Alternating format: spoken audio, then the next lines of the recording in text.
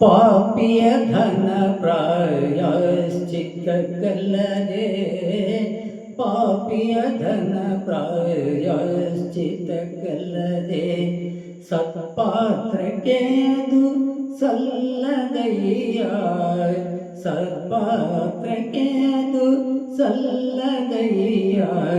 ಪಾಪಿಯ ಧನ ಪ್ರಾಯಶ್ಚಿತ್ತಕ್ಕಲ್ಲದೆ, ನಾಯಿಯ ಹಾಲು ನಾಯಿಗಲ್ಲದೆ, ಪಂಚಾಮೃತಕ್ಕೆ ಸಲ್ಲದಯ್ಯ.